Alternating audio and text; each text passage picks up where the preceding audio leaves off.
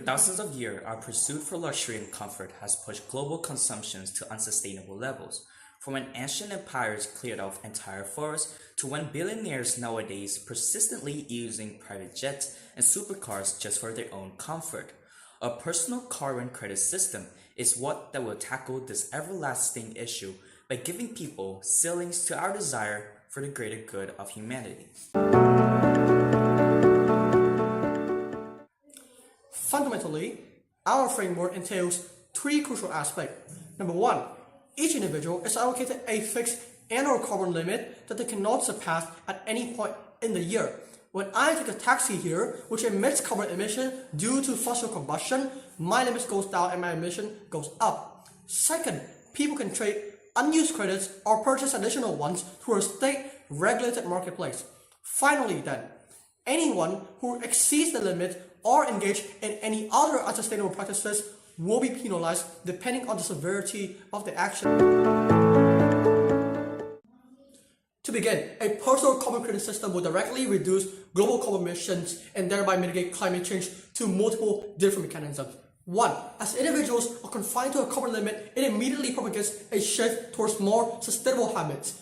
In the status quo, everyday action like commuting, using electricity, or purchasing goods all accumulate and produce immense carbon emission. With a fixed yearly allowance, emission will be curved towards a manageable level and will therefore be lower, right? Second, the existence of a marketplace to exchange carbon credit creates an opportunity for people to profit from selling extra carbon credits, acting as an economic incentive for everyone towards adopting a more sustainable lifestyle. Because if you have more carbon credit remaining, you make more money.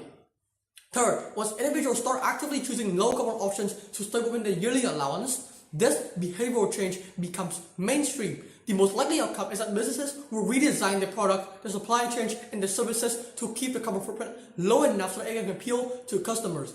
Over time, this large-scale shift away from carbon-intensive goods will eventually lead to a reduction in the use of fossil fuel and strengthening economic incentives for both firms and the government to invest in renewable energy instead. The impacts are extremely tangible, with significantly reduced carbon emissions. The harms caused by carbon-induced global warming, extreme weather events, and pollution will immediately decline dramatically, creating better living standards around the world.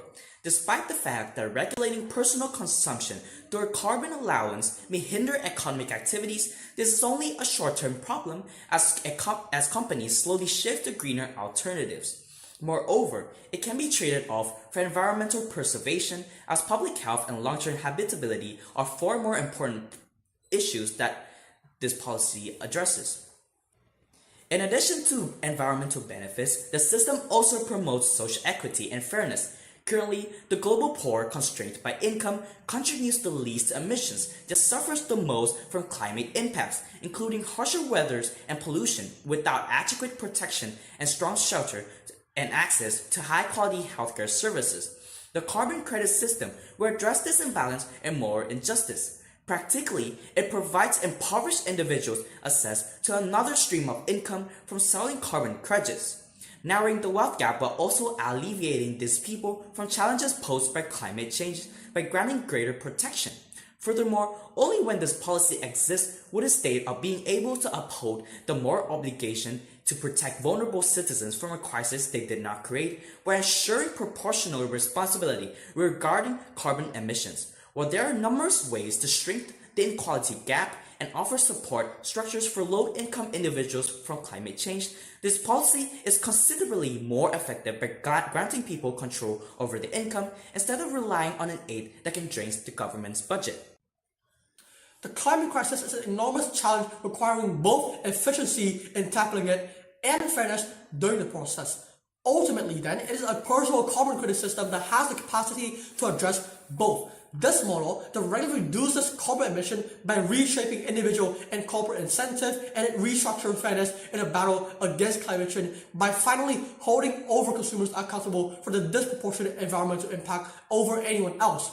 Both of these benefits can only emerge at once uniquely and exclusively under the system because no other policy links emission reduction to redistributing power and resources to those most severely affected.